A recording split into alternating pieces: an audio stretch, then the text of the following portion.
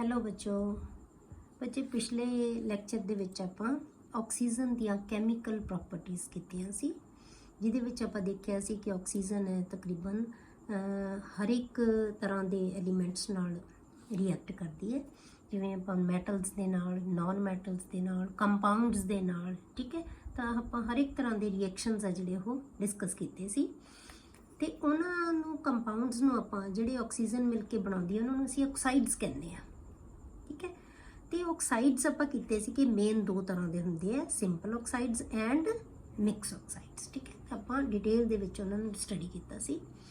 ਹੁਣ ਅੱਜ ਆਪਾਂ ਆਕਸੀਜਨ ਦਾ ਹੀ ਇੱਕ ਐਲੋਟ੍ਰੋਪ ਕਰਦੇ ਹਾਂ, ਜਿਹਨੂੰ ਆਪਾਂ ਕਹਿੰਦੇ ਆ ਓਜ਼ੋਨ।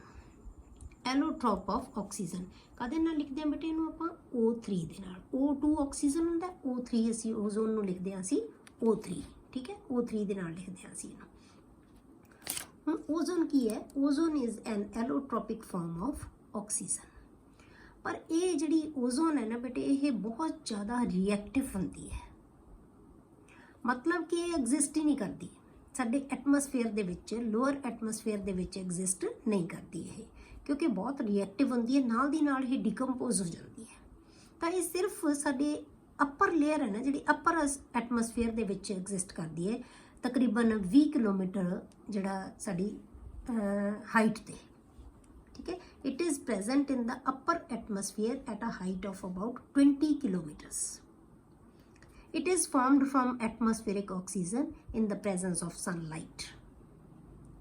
ਇੱਕ ਜਿਹੜੀ ਹੈਗੀ ਹੈ ਬਣਨ ਦੀ ਪ੍ਰੋਸੈਸ ਹੈ ਨਾ ਜਿਹੜੀ ਇਹ ਐਂਡੋਥਰਮਿਕ ਹੁੰਦੀ ਹੈ। It protects the earth's surface from UV rays. ਆਪਾਂ ਨੂੰ ਪਤਾ ਹੈ ਕਿ ਅਲਟਰਾਵਾਇਲਟ ਰੇਜ਼ ਜਿਹੜੀਆਂ ਆਉਂਦੀਆਂ ਸਨ ਤੋਂ ਉਹਨਾਂ ਨੂੰ ਪ੍ਰੋਟੈਕਟ ਕਰਦੀ ਹੈ। ਤਾਂ ਬਹੁਤ ਛੋਟੀ ਕਲਾਸਿਸ 'ਚ ਤੁਸੀਂ ਪੜ੍ਹਦੇ ਹੋਣੇ ਹੋ ਕਿ ਓਜ਼ੋਨ ਦੀ ਲੇਅਰ ਸਾਡੇ ਬਣੀ ਹੋਈ ਹੈ। ਆਪਾਂ ਕਹਿੰਦੇ ਹਾਂ ਨਾ ਕਿ ਬਲੈਂਕਟ ਬਣਿਆ ਹੋਇਆ ਸਾਡੇ ਐਟਮੋਸਫੇਅਰ ਦੇ ਦੁਆਲੇ, ਤੇ ਉਹ ਸਾਨੂੰ UV ਰੇਜ਼ ਤੋਂ, ਅਲਟਰਾਵਾਇਲਟ ਰੇਜ਼ ਤੋਂ ਬਚਾਉਂਦਾ ਹੈ। ਨਹੀਂ ਤਾਂ ਸਾਨੂੰ ਕੀ ਹੈ, ਸਕਿਨ ਦੇ ਡਿਜ਼ੀਜ਼ ਹੋ ਜਾਂਦੇ ਆ, ਤਾਂ ਉਹਨਾਂ ਨੂੰ ਸਾਨੂੰ ਪ੍ਰੋਟੈਕਟ ਕਰਦੀ ਹੈ ਜਿਹੜੀ ਓਜ਼ੋਨ ਦੀ ਲੇਅਰ।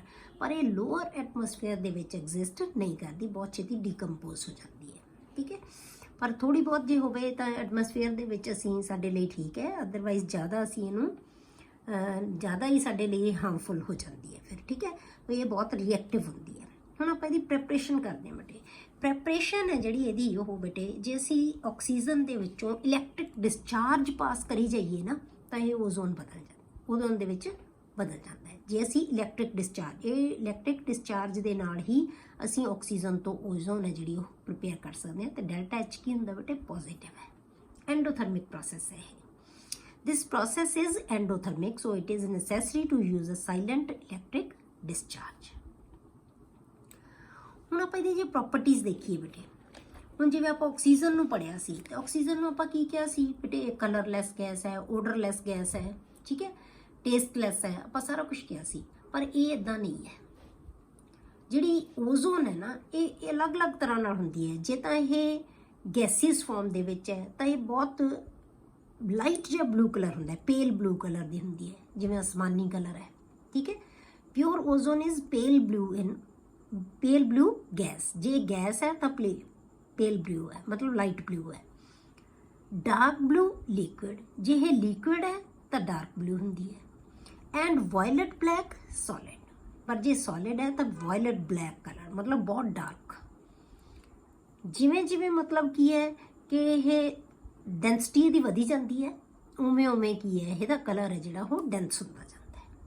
ਠੀਕ ਹੈ, ਜੇ ਗੈਸੀਅਸ ਮੋਲੀਕਿਊਲ ਬਹੁਤ ਦੂਰ ਹੈ ਤਾਂ ਉਹ ਲਾਈਟ ਬਲੂ ਹੈ, ਜੇ ਹੋਰ ਨੇੜੇ ਆ ਗਏ ਮੋਲੀਕਿਊਲਸ ਤਾਂ ਕੀ ਹੋ ਜਾਏਗਾ? Dark blue. ਤੇ ਜੇ ਸੋਲਿਡ ਫਾਰਮ ਦੇ ਵਿੱਚ ਹੈ ਤਾਂ ਉਹ ਵਾਇਲਟ ਬਲੈਕ, ਮਤਲਬ ਬਹੁਤ ਜ਼ਿਆਦਾ ਡਾਰਕ ਕਲਰ ਦੀ ਹੁੰਦੀ ਹੈ। ਠੀਕ ਹੈ, ਇਟ ਹੈਜ਼ ਕਰੈਕਟਰਿਸਟਿਕ ਸਮੈਲ, ਇਹਦੀ ਸਮੈਲ ਵੀ ਬਹੁਤ ਤਿੱਖੀ ਹੁੰਦੀ ਹੈ। ਮਤਲਬ ਸਾਨੂੰ ਇੱਕਦਮ ਪਤਾ ਲੱਗਦਾ ਹੈ, ਜੇ ਕਿਸੇ ਚੀਜ਼ ਨੂੰ ਆਪਾਂ ਨੂੰ ਲੱਗਦਾ ਹੋਵੇ ਨਾ ਕਿਸੇ ਚੀਜ਼ਾਂ ਦੀ ਸਮੈਲ ਬਹੁਤ ਤਿੱਖੀ ਹੁੰਦੀ ਹੈ, ਸਾਨੂੰ ਚੜ੍ਹਦੀ ਹੈ, ਇਹ ਉਵੇਂ ਉਹਦਾ ਵੀ ਸਾਨੂੰ ਪਤਾ ਲੱਗਦਾ, ਮਤਲਬ ਕਰੈਕਟਰਿਸਟਿਕ ਸਮੈਲ ਹੁੰਦੀ ਹੈ ਇਹਦੀ।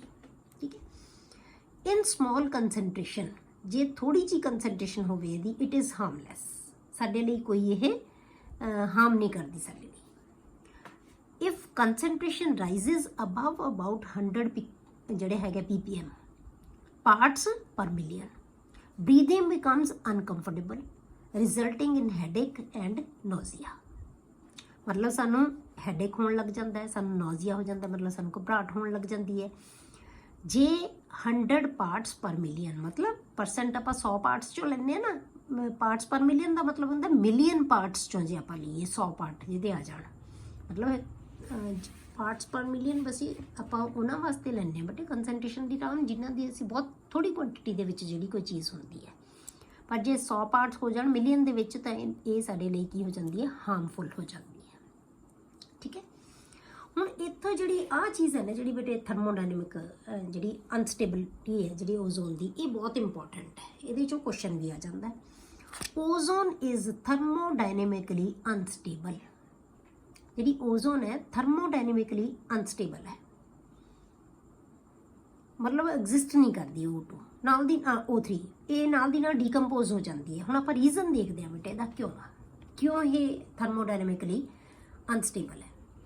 Because it's decomposition into oxygen is exothermic. ਜਿਹੜੀ ਇਹਦੀ ਆਕਸੀਜਨ ਦੇ ਵਿੱਚ ਡੀਕੰਪੋਜੀਸ਼ਨ ਹੈ ਨਾ ਉਹ ਐਗਜ਼ੋਥਰਮਿਕ ਹੈ ਬੇਟੇ। ਜਿਹੜੀ ਇਹ ਟੁੱਟ ਕੇ ਆਕਸੀਜਨ ਬਣਾਉਂਦੀ ਹੈ ਤਾਂ એનર્ਜੀ ਰਿਲੀਜ਼ ਹੁੰਦੀ ਹੈ, delta H is negative and increases entropy. Entropy ਵੀ ਵਧੇਗੀ, ਡੈਲਟਾ S ਇਜ਼ ਪੋਜ਼ਿਟਿਵ। ਤੇ ਸਾਨੂੰ ਪਤਾ ਹੈ ਬੇਟੇ ਕਿਸੇ ਵੀ ਰਿਐਕਸ਼ਨ ਦੀ ਸਪੋਂਟੇਨਿਟੀ ਲਈ ਇਹ ਦੋਨੋਂ ਫੈਕਟਰ ਕੀ ਹੈ, ਫੇਵਰੇਬਲ ਹੈ। ਕਿਸੇ ਵੀ ਰਿਐਕਸ਼ਨ ਦੀ ਜੇ ਡੈਲਟਾ H ਨੈਗੇਟਿਵ ਹੋਵੇ ਤੇ ਡੈਲਟਾ S ਪੋਜ਼ਿਟਿਵ ਹੋਵੇ ਤਾਂ ਰਿਐਕਸ਼ਨ ਹਮੇਸ਼ਾ ਕੀ ਹੁੰਦਾ ਬੇਟੇ, ਸਪੋਂਟੇਨੀਅਸ ਹੁੰਦਾ ਹੈ। ਸਪੋਂਟੇਨੀਅਸ ਦਾ ਮਤਲਬ ਕਿ ਰਿਐਕਸ਼ਨ ਟੁੱਟੀ ਜਾਏਗਾ, ਓਜ਼ੋਨ ਹੈ ਜਿਹੜੀ ਡੀਕੰਪੋਜ਼ ਹੁੰਦੀ ਜਾਏਗੀ ਆਕਸੀਜਨ ਬਣਾਉਣ ਦੇ ਵਿੱਚ। Clear? These two factors increases delta negative gives energy change. ਮਤਲਬ ਡੈਲਟਾ G ਦੀ ਨੈਗੇਟਿਵ ਵੈਲਿਊ ਨੂੰ ਇਹ ਦੋਨੋਂ ਫੈਕਟਰ ਵਧਾਉਂਦੇ ਆ, ਦੋਨੋਂ ਫੇਵਰੇਬਲ ਫੈਕਟਰਸ ਹੈ ਡੈਲਟਾ G ਨੂੰ ਨੈਗੇਟਿਵ ਬਣਾਉਣ 'ਚ। ਜੇ ਕਿਸੇ ਰਿਐਕਸ਼ਨ ਦੀ ਡੈਲਟਾ G ਦੀ ਨੈਗੇਟਿਵ ਹੈ ਤੇ ਜੇ ਨੈਗੇਟਿਵ ਵੱਧਦੀ ਜਾਵੇ ਤਾਂ ਇਹਦਾ ਮਤਲਬ ਉਹਦੀ ਜਿਹੜਾ ਰਿਐਕਸ਼ਨ ਆ ਉਹ ਕੀ ਹੈ, ਸਪੋਂਟੇਨੀਅਸ ਹੋਏਗਾ। ਕਲੀਅਰ? ਹੁਣ ਆਪਾਂ ਦੇਖੀਏ ਕਿਵੇਂ। ਹੁਣ ਆਪਾਂ ਜੇ O3 ਲੈ ਲਿਆ ਬੇਟੇ, ਇਹ ਡੀਕੰਪੋਜ਼ ਹੋਇਆ 475 ਕੈਲਵਨ ਦੇ ਉੱਤੇ O2 ਦੇ ਵਿੱਚ। ਹੁਣ ਤੁਸੀਂ ਇਹਨੂੰ ਧਿਆਨ ਨਾਲ ਦੇਖੋ ਬੇਟੇ, ਜੇ ਆਪਾਂ ਇਹਨੂੰ ਬੈਲੈਂਸ ਕਰ ਲਈਏ ਤਾਂ ਇੱਥੇ ਗੈਸ ਦੇ, ਇਹ ਵੀ ਗੈਸ ਹੈ ਇਹ ਵੀ ਗੈਸ ਹੈ, ਠੀਕ ਹੈ, ਗੈਸੀਅਸ ਹੈ ਦੋਨੋਂ, ਕੀ ਹੈ ਇਹ ਗੈਸੇਜ਼ ਹੈ, ਇਹ ਵੀ ਗੈਸ ਹੈ ਤੇ ਇਹ ਵੀ ਕੀ ਹੈ, ਗੈਸ ਹੈ। ਹੁਣ ਦੋ ਮੋਲੀਕਿਊਲ ਬੇਟੇ ਜਦੋਂ ਗੈਸ ਦੇ ਟੁੱਟ ਰਹੇ ਹੈ ਤਾਂ ਉਹ ਕਿੰਨੇ ਬਣਾ ਰਹੇ ਹੈ, ਸੌਰੀ ਓਜ਼ੋਨ ਦੇ ਟੁੱਟ ਰਹੇ ਹੈ ਤਾਂ ਉਹ ਕਿੰਨੇ ਬਣਾ ਰਹੇ ਹੈ ਬੇਟੇ, 3 ਆਕਸੀਜਨ ਦੇ ਮੋਲੀਕਿਊਲ। ਤਾਂ ਇਹਦਾ ਮਤਲਬ ਗੈਸੀਅਸ ਮੋਲੀਕਿਊਲ ਵੱਧ ਰਹੇ ਹੈ। ਇਹਦੀ ਡੀਕੰਪੋਜੀਸ਼ਨ ਨਾਲ ਗੈਸੀਅਸ ਜਿਹੜਾ ਮੋਲਸ ਹੈ ਉਹ ਕੀ ਹੋ ਰਿਹਾ, ਇਨਕਰੀਜ਼ ਹੋ ਰਿਹਾ ਹੈ। ਤੇ ਜੇ ਗੈਸੀਅਸ ਮੋਲ ਇਨਕਰੀਜ਼ ਹੋ ਰਿਹਾ ਹੈ ਇਹਦਾ ਮਤਲਬ ਕੀ ਹੈ ਬੇਟੇ, ਡੈਲਟਾ S ਦੀ ਵੈਲਿਊ ਵੱਧ ਰਹੀ ਹੈ, ਰੈਂਡਮਨੈਸ ਵੱਧ ਰਹੀ ਹੈ। ਗੈਸੀਅਸ ਮੋਲ ਵਧਣ ਨਾਲ ਰੈਂਡਮਨੈਸ ਵਧੇਗੀ। ਤਾਂ ਡੈਲਟਾ H ਪਹਿਲਾਂ ਹੀ ਨੈਗੇਟਿਵ ਹੈ ਤਾਂ ਆਪਾਂ ਕਿਸੇ ਰਿਐਕਸ਼ਨ ਵਾਸਤੇ ਕੀ ਕਹਿੰਦੇ ਹਾਂ, ਡੈਲਟਾ H ਨੈਗੇਟਿਵ ਹੋਵੇ ਤੇ ਡੈਲਟਾ S ਪੋਜ਼ਿਟਿਵ ਹੋਵੇ ਤਾਂ ਉਹ ਕੀ ਹੁੰਦਾ ਹੈ, ਸਪੌਂਟੇਨੀਅਸ। ਇਹਦਾ ਮਤਲਬ ਇਹ ਟੁੱਟਦਾ ਰਹੇਗਾ, ਇਹ ਓਜ਼ੋਨ ਹੈ ਜਿਹੜੀ ਉਹ ਬ੍ਰੇਕਡਾਊਨ ਹੁੰਦੀ ਰਹੇਗੀ। ਤਾਂ ਥਰਮੋਡਾਇਨਮਿਕਲੀ ਇਹ ਕੀ ਹੈ, ਅਨਸਟੇਬਲ ਹੈ। ਥਰਮੋਡਾਇਨਮਿਕਲੀ ਕਿਵੇਂ ਪ੍ਰੂਵ ਕਰਤਾ ਸੀ, ਕਿਉਂਕਿ ਡੈਲਟਾ G ਦੀ ਵੈਲਿਊ ਇਹਦੇ ਵਿੱਚ ਕੀ ਹੈ, ਨੈਗੇਟਿਵ ਹੁੰਦੀ ਹੈ ਜਦੋਂ ਓਜ਼ੋਨ ਦਾ ਰਿਐਕਸ਼ਨ ਹੁੰਦਾ ਹੈ। ਕਲੀਅਰ ਹੋ ਗਿਆ? ਤਾਂ ਦੋਨੋਂ ਚੀਜ਼ਾਂ, ਦੋਨੋਂ ਫੈਕਟਰ ਆਪਾਂ ਸਿਰਫ ਕੁਛ ਤੁਹਾਨੂੰ ਬਹੁਤ ਡਿਟੇਲ ਦੀ ਲਿਖਣ ਦੀ ਲੋੜ ਨਹੀਂ। ਕੁਐਸਚਨ ਦੇ ਵਿੱਚ ਜੇ ਆਪਾਂ ਥਰਮੋਡਾਇਨਮਿਕਲੀ ਅਨਸਟੇਬਲ ਆ ਜਾਂਦੀ ਹੈ ਓਜ਼ੋਨ ਤਾਂ ਆਪਾਂ ਕੀ ਕਰਾਂਗੇ ਕਿ ਇਹਦੇ ਵਿੱਚ ਡੈਲਟਾ H ਨੈਗੇਟਿਵ ਹੁੰਦਾ, ਡੈਲਟਾ S ਪੋਜ਼ਿਟਿਵ ਹੁੰਦਾ। ਦਿਖਾ ਦਿਓ ਕਿ ਇੱਧਰ 2 ਮੋਲਸ ਹੈ, ਇੱਧਰ 3 ਮੋਲਸ। ਇਹ ਗੈਸੀਅਸ ਮੋਲ ਇਨਕਰੀਜ਼ ਹੋ ਰਹੇ ਹੈ ਤਾਂ ਡੈਲਟਾ S ਕੀ ਹੋ ਗਿਆ, ਪੋਜ਼ਿਟਿਵ। ਤਾਂ ਕਿਸੇ ਵੀ ਰਿਐਕਸ਼ਨ ਵਾਸਤੇ ਡੈਲਟਾ S ਤੇ ਡੈਲਟਾ S ਪੋਜ਼ਿਟਿਵ ਤੇ ਡੈਲਟਾ H ਨੈਗੇਟਿਵ ਕੀ ਹੋਏਗਾ, ਨੈਗੇਟਿਵ ਵੈਲਿਊ ਆਏਗੀ। Therefore, high concentration of ozone can be dangerously explosive। ਤਾਂ ਜੇ ਸਾਡੇ ਕੋਲੇ ਜ਼ਿਆਦਾ ਕੰਸੈਂਟ੍ਰੇਸ਼ਨ ਹੋਏਗੀ ਨਾ ਤਾਂ ਕੀ ਹੈ, ਇਹ ਐਕਸਪਲੋਸਿਵ ਹੋ ਜਾਏਗਾ। ਜੇ ਜ਼ਿਆਦਾ ਆਪਾਂ ਕਿ ਮਤਲਬ ਕਿਸੇ ਕੰਟੇਨਰ 'ਚ ਬਹੁਤ ਸਾਰੀ ਗੈਸ ਲੈ ਲਈ ਤਾਂ ਉਹ ਤਾਂ ਡੀਕੰਪੋਜ਼ ਹੋਣੀ ਹੈ, ਸਾਨੂੰ ਪਤਾ ਹੈ। ਉਹ ਡੀਕੰਪੋਜ਼ ਹੋ ਕੇ ਕੀ ਬਟੇ, ਜ਼ਿਆਦਾ ਮੋਲਸ ਬਣਾਈ ਜਾਏਗੀ, ਜ਼ਿਆਦਾ ਮੋਲ ਬਣਾਏਗੀ, ਐਗਜ਼ੋਥਰਮਿਕ ਵੀ ਹੋਏਗੀ ਤਾਂ ਉਹ ਕੀ ਹੈ, ਐਕਸਪਲੋਸਿਵ ਹੋ ਜਾਏਗੀ। ਠੀਕ ਹੈ, ਜੇ ਇਹਦੀ ਕੰਸੈਂਟ੍ਰੇਸ਼ਨ ਜ਼ਿਆਦਾ ਹੋਏਗੀ। ਕਲੀਅਰ? ਹੁਣ ਇੱਕ ਹੋਰ ਚੀਜ਼ ਇਹਦੀ ਇੰਪੋਰਟੈਂਟ ਕੀ ਹੈ ਬੇਟੇ, ਓਜ਼ੋਨ ਇਜ਼ ਪਾਵਰਫੁਲ ਆਕਸੀਡਾਈਜ਼ਿੰਗ ਏਜੰਟ। ਇਹ ਪਾਵਰਫੁਲ ਆਕਸੀਡਾਈਜ਼ਿੰਗ ਏਜੰਟ ਹੈ। ਆਕਸੀਡਾਈਜ਼ਿੰਗ ਏਜੰਟ ਕੌਣ ਹੁੰਦੇ ਬੇਟੇ, ਜਿਹੜੇ ਦੂਸਰਿਆਂ ਨੂੰ ਆਕਸੀਡਾਈਜ਼ ਕਰ ਸਕਦੇ ਆ, ਜਿਨ੍ਹਾਂ ਦੀ ਟੈਂਡੈਂਸੀ ਹੁੰਦੀ ਹੈ ਦੂਸਰਿਆਂ ਨੂੰ ਆਕਸੀਡਾਈਜ਼ ਕਰਨ ਦੀ। ਤਾਂ ਇਹ ਦੂਸਰੇ ਨੂੰ ਆਕਸੀਡਾਈਜ਼ ਕਰ ਸਕਦੇ ਆ because it decomposes to give nascent oxygen. Nascent oxygen ਕਿਹਨੂੰ ਕਹਿੰਦੇ ਆ ਬੇਟੇ, ਅਟੋਮਿਕ ਆਕਸੀਜਨ। ਹੁਣ ਇਹ ਜ਼ਿਆਦਾ ਰਿਐਕਟਿਵ ਹੁੰਦੀ ਹੈ ਆਕਸੀਜਨ ਨਾਲੋਂ ਵੀ। ਐਟੋਮਿਕ ਜਿਹੜੀ ਆਕਸੀਜਨ ਉਹ ਕੀ ਹੁੰਦੀ ਹੈ, ਜ਼ਿਆਦਾ ਕਿਉਂ? ਕਿਉਂਕਿ ਇਹਦੇ ਕੱਲੀ ਇਹਦਾ ਕੋਈ ਬੌਂਡ ਟੁੱਟਣਾ ਨਹੀਂ, ਇਹ ਕੀ ਹੈ, ਬਹੁਤ ਜ਼ਿਆਦਾ ਰਿਐਕਟਿਵ ਹੈ। ਇਹ ਨਾਲ ਦੀ ਨਾਲ ਕਿਸੇ ਨਾਲ ਅਟੈਚ ਹੋ ਜਾਂਦੀ ਹੈ, ਤਾਂ ਜਿਹਦੇ ਨਾਲ ਅਟੈਚ ਹੋ ਜਾਏਗੀ ਉਹਨੂੰ ਕੀ ਕਰ ਦੇਗੀ ਬੇਟੇ, ਆਕਸੀਡਾਈਜ਼ ਕਰ ਦੇਗੀ। ਕਲੀਅਰ ਹੋ ਗਿਆ? ਤਾਂ ਕਿਉਂਕਿ ਓਜ਼ੋਨ ਜਦੋਂ ਡੀਕੰਪੋਜ਼ ਹੁੰਦੀ ਹੈ ਤਾਂ ਕੀ ਬਣਾਉਂਦੀ ਹੈ, ਆਕਸੀਜਨ ਐਂਡ ਨੀਸੈਂਟ ਆਕਸੀਜਨ, ਤੇ ਇਹ ਬਹੁਤ ਜ਼ਿਆਦਾ ਰਿਐਕਟਿਵ ਹੁੰਦੀ ਹੈ ਨੀਸੈਂਟ ਆਕਸੀਜਨ, ਤੇ ਇਸ ਕਰਕੇ ਕੀ ਬਣਾਉਂਦੀ ਹੈ, ਇਹ ਦੂਸਰਿਆਂ ਨੂੰ ਆਕਸੀਡਾਈਜ਼ ਕਰ ਸਕਦੀ ਹੈ, ਜਾਂ ਇਹਨੂੰ ਕਹਿ ਸਕਦੇ ਹਾਂ ਅਸੀਂ ਆਕਸੀਡਾਈਜ਼ਿੰਗ ਏਜੰਟ ਹੈ। ਕਲੀਅਰ? ਉਸ ਤੋਂ ਬਾਅਦ ਬੇਟੇ ਨਾਈਟ੍ਰੋਜਨ ਜਿਹੜੇ ਆਕਸਾਈਡਸ ਹੈ ਨਾ, ਇਹ ਓਜ਼ੋਨ ਨਾਲ ਬੜੀ ਛੇਤੀ ਕੰਬਾਈਨ ਹੋ ਜਾਂਦੇ ਹੈ, ਪਰਟੀਕੁਲਰਲੀ NO ਨਾਈਟ੍ਰਿਕ ਆਕਸਾਈਡ ਹੈ ਜਿਹੜਾ, ਠੀਕ ਹੈ। Nitrogen oxides particularly NO nitric oxide combines very rapidly with ozone, ਬਹੁਤ ਤੇਜ਼ੀ ਨਾਲ ਜਿਹੜਾ ਓਜ਼ੋਨ ਨਾਲ ਇਹ ਕੰਬਾਈਨ ਹੋ ਜਾਂਦਾ ਹੈ। ਦੇਅਰਫੋਰ nitrogen oxides emitted from the exhaust systems of supersonic jet aeroplanes might be slowly depleting the ozone layer। ਇਹਦਾ ਮਤਲਬ ਕੀ ਹੋਇਆ ਬੇਟੇ ਕਿ ਜਿਹੜੇ ਇਹ ਕੁਐਸਚਨ ਵੀ ਆ ਜਾਂਦਾ ਤੁਹਾਨੂੰ ਕਿ ਜੈਟ ਐਰੋਪਲੇਨਸ ਦੇ ਵਿੱਚੋਂ ਜਿਹੜੇ ਐਗਜ਼ੌਸਟ ਨਿਕਲਦੇ ਆ ਨਾ, ਜੋ ਜਿਹੜੀਆਂ ਐਗਜ਼ੌਸਟ ਹੁੰਦੀਆਂ ਗੈਸਿਸ, ਉਹਨਾਂ ਦੀਆਂ ਜਿਹੜੀਆਂ ਗੈਸਾਂ ਛੱਡਦੇ ਆ ਉਹਨਾਂ ਦੇ ਵਿੱਚ ਨਾਈਟ੍ਰਿਕ ਆਕਸਾਈਡ ਹੁੰਦਾ ਹੈ ਬੇਟੇ। ਉਹ ਨਾਈਟ੍ਰਿਕ ਆਕਸਾਈਡ ਕੀ ਕਰੇਗਾ, ਕਿਉਂਕਿ ਉੱਪਰ ਲੇਅਰ ਦੇ ਵਿੱਚ ਕੀ ਹੈ, ਓਜ਼ੋਨ ਹੈ, ਐਟਮੋਸਫੇਅਰ ਦੇ ਉੱਪਰ ਪਾਰਟ ਦੇ ਵਿੱਚ ਕੀ ਹੈ, ਓਜ਼ੋਨ ਹੈ, ਤਾਂ ਉਹ ਜਿਹੜੇ ਜੈਟ ਐਰੋਪਲੇਨਸ NO ਗੈਸ ਛੱਡਦੇ ਆ ਜਿਹੜੇ, ਉਹਦੇ ਵਿੱਚ ਉਹ ਓਜ਼ੋਨ ਨਾਲ ਮਿਲ ਕੇ ਬੇਟੇ ਕੀ ਹੈ, NO2 ਤੇ O2 ਬਣਾ ਦੇਗਾ। ਇਹਦਾ ਮਤਲਬ ਕੀ ਹੈ, ਉਹ ਲੇਅਰ ਹੈ ਜਿਹੜੀ ਉਹਨੂੰ ਉਹ ਡਿਪਲੀਟ ਹੁੰਦੀ ਜਾਂਦੀ ਹੈ ਇਹਨਾਂ ਦੇ ਨਾਲ, ਇਹ ਇਹਦਾ ਕਾਰਨ ਬਣ ਸਕਦੇ ਹੈ।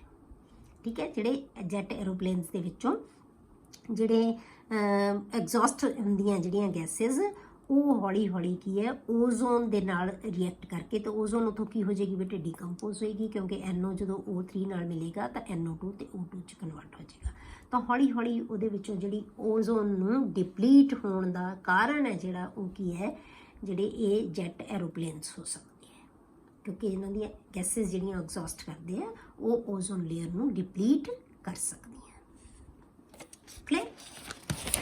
ਅੱਗੇ ਬੇਟੇ ਆਪਾਂ ਦੇਖੀਏ ਜੇ ਕਿ ਇਹਦਾ ਸਟਰਕਚਰ ਹੈ ਜਿਹੜਾ, ਉਹ ਕੀ ਹੈ ਓਜ਼ੋਨ ਦਾ। ਇਹ ਆਪਾਂ ਪਹਿਲਾਂ ਵੀ ਕੀਤਾ ਹੋਇਆ ਬੇਟੇ 1 ਦੇ ਵਿੱਚ ਵੀ, ਤੇ ਆਪਾਂ ਸਟਰਕਚਰਸ ਕੀਤੇ ਸੀ, ਲਿਊਇਸ ਸਟਰਕਚਰ ਕਰ ਰਹੇ ਸੀ ਆਪਾਂ, ਉੱਥੇ ਵੀ ਫਾਰਮਲ ਚਾਰਜ ਕੱਢਦੇ ਸੀ ਆਪਾਂ, ਉੱਥੇ ਵੀ ਓਜ਼ੋਨ ਦੇ ਸਟਰਕਚਰ ਆਪਾਂ ਬਹੁਤ ਵਾਰ ਪੜ੍ਹਿਆ ਹੋਇਆ। ਠੀਕ ਹੈ, structure of ozone molecule is angular.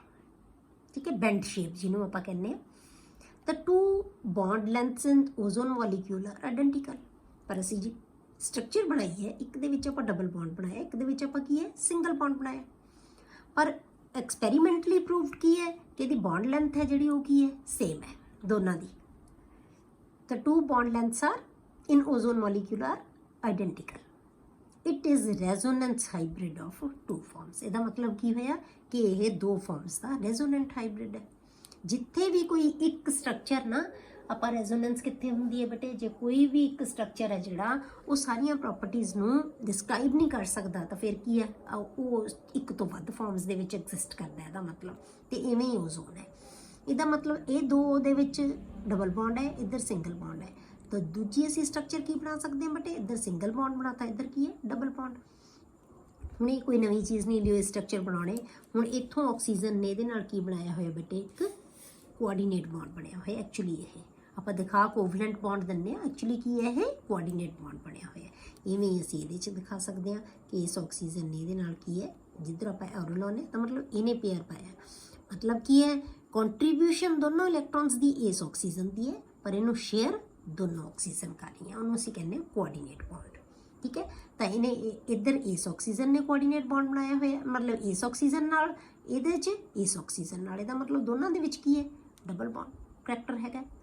ਠੀਕ ਹੈ, ਇਹਨਾਂ ਦੋਨਾਂ ਦੇ ਵਿੱਚ ਕੀ ਹੈ, ਡਬਲ ਬੌਂਡ ਕਰੈਕਟਰ ਹੈ। ਤਾਂ ਆਪਾਂ ਜੇ ਆਪਾਂ ਇਹਦਾ ਬਣਾਉਣਾ ਹੋਵੇ ਹਾਈਬ੍ਰਿਡ, ਤਾਂ ਆਪਾਂ ਕੀ ਕਰਦੇ ਹਾਂ, ਦੋਨੋਂ ਪਾਸੇ ਅਸੀਂ ਡਾਟ ਡਾਟ ਲਾ ਕੇ ਡਬਲ ਬੌਂਡ ਕਰੈਕਟਰ ਦਿਖਾ ਦਿੰਦੇ ਹਾਂ। ਠੀਕ ਹੈ, ਜਿਵੇਂ ਆਪਾਂ ਹਾਈਬ੍ਰਿਡ ਬਣਾਉਣੇ ਹੁੰਦੇ ਹਾਂ ਤਾਂ ਕੀ ਆਏਗਾ, ਇੱਥੇ ਉਹ ਹੋ ਜਾਏਗਾ, ਇੱਥੇ ਉਹ ਆ ਜਾਏਗਾ, ਇੱਥੇ ਉਹ ਆ ਜਾਏਗਾ, ਇੱਧਰ ਸਿੰਗਲ ਬੌਂਡ, ਇੱਧਰ ਸਿੰਗਲ ਬੌਂਡ, ਫਿਰ ਆਪਾਂ ਕੀ ਬਣਾ ਦਾਂਗੇ, ਡਾਟ ਡਾਟ ਦੋਨੋਂ ਪਾਸੇ ਡਬਲ ਬੌਂਡਸ। ਕਲੀਅਰ ਹੋ ਗਿਆ? ਇਹ ਓਜ਼ੋਨ ਦੀ ਸਟਰਕਚਰ। ਹੁਣ ਇਹਦਾ ਯੂਜ਼ ਕਿੱਥੇ ਬਟੇ ਕਿੱਥੇ ਹੁੰਦਾ ਹੈ? Ozone is used for disinfecting and sterilising water because ozone has germicidal property. ਠੀਕ ਹੈ, ਡਿਸਇਨਫੈਕਟਿੰਗ ਅਸੀਂ ਏਜੰਟ ਵਜੋਂ ਇਹਨੂੰ ਯੂਜ਼ ਕਰ ਸਕਦੇ ਹਾਂ। Used for bleaching oils, floors, starch et cetera. ਇੱਕ ਬਲੀਚਿੰਗ ਏਜੰਟ ਦਾ ਕੰਮ ਕਰਦੀ ਹੈ ਓਜ਼ੋਨ।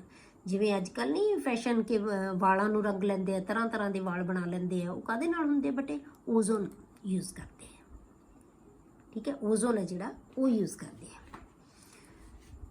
ਹੁਣ ਅੱਗੇ ਕੀ used for bleaching oils, floors. ਅੱਛਾ, ਇਹ ਆਪਾਂ ਹੋ ਗਿਆ used for purifying air of crowded places. ਹੁਣ ਕਰਾਊਡਡ ਪਲੇਸਿਸ ਜਿਵੇਂ ਜਿਵੇਂ ਸਿਨੇਮਾ ਹਾਲਸ ਹੋ ਗਏ ਬਟੇ, ਕਿੱਥੇ ਐਗਜ਼ੀਬਿਸ਼ਨ ਲੱਗਦੀਆਂ, ਤੇ ਜੇ ਉੱਥੇ ਕਰਾਊਡਡ ਪਲੇਸਿਸ ਜਿੱਥੇ ਹੈਗੀਆਂ ਨਾ, ਤਾਂ ਉੱਥੇ ਏਅਰ ਨੂੰ ਪਿਊਰੀਫਾਈ ਕਰਨ ਲਈ ਓਜ਼ੋਨ ਨੂੰ ਯੂਜ਼ ਕੀਤਾ ਜਾਂਦਾ ਹੈ ਬੇਟੇ। ਕਿਵੇਂ ਹੋ ਸਕਦਾ ਹੈ?